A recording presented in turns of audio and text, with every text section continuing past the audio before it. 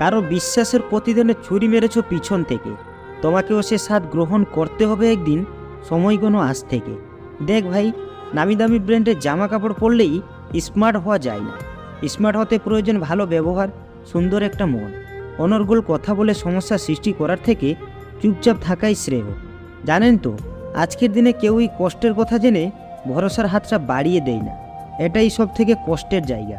কেউ থাকে না ভাই, মানুষ কয়েকদিনের জন্য আসে, খুব ভালোবাসা দেখায়, তারপর চলে যায়।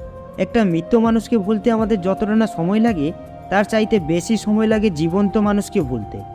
সব অপরাধের ক্ষমা আছে, কিন্তু বিশ্বাসঘাতকতার কোনো ক্ষমা নেই। মাঝে মাঝে মন খারাপের কারণ কাউকে বোঝানো যায় না, শুধু ভিতরটা কুড়ে কুড়ে খায়। ভুল মানুষের কাছেই আমরা ছোট হই, সঠিক মানুষটা আমাদের মাথা পর্যন্ত নামাতে দেই না।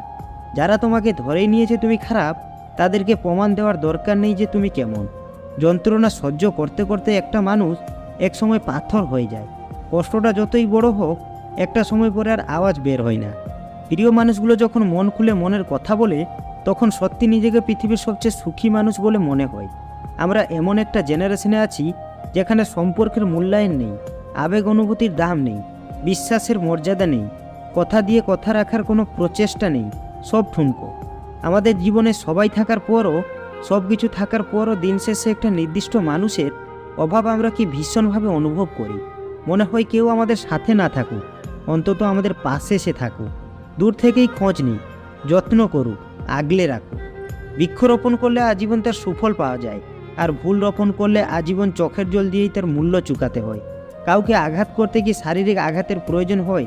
কথার আঘাতেই তো যথেষ্ট। শারীরিক আঘাতে তো ওষুধ মলম দিয়ে সারানো যায়, কিন্তু কথার আঘাত কোনো ঔষধে সারে না। মনে যে আঘাত রয়ে যায়, তার নীরবে নিভৃতে মানুষকে শেষ করে দেয়। হত্যা করতে কিন্তু অস্ত্র হাতিয়ারের প্রয়োজন হয় না। কারোর বিশ্বাস, স্বপ্ন, ইচ্ছে ভেঙে দিলেই মানুষটা তিলে তিলে মারা যায়। মানুষটার ভিতরে কষ্টের পাহাড় জমে থাকে, অথচ তাকে হাসি মুখে প্রতিনিয়ত চলতে হয়। প্রচুর হাসতে হয় তাকে, হাসিগুলোর মাঝেই আড়াল রাখে নিজেকে। কষ্ট পেতে পেতে খারাপ সময় দেখতে দেখতে আমরা একটা সময় অভ্যস্ত হয়ে পড়ি, খারাপ সময় নিয়ে ভাবি না। কেউ ছেড়ে গেলেও আর কষ্ট লাগে না, কেউ ইগনোর করা শুরু করলে পাত্তা দিই না। মুড নিয়ে নিজের মতো থাকা শিখে যাই। এই খারাপ সময়গুলো প্রচুর কষ্ট দিলেও ওই খারাপ সময়গুলোই আমাদের মানুষ চিনিয়েছে, স্ট্রং করে তুলেছে। তাই খারাপ সময়ের প্রতি কৃতজ্ঞতা জানাই। ভিডিওটি ভালো লাগলে অবশ্যই আমাদের পাশে থাকবেন। ভালো থাকবেন। ধন্যবাদ।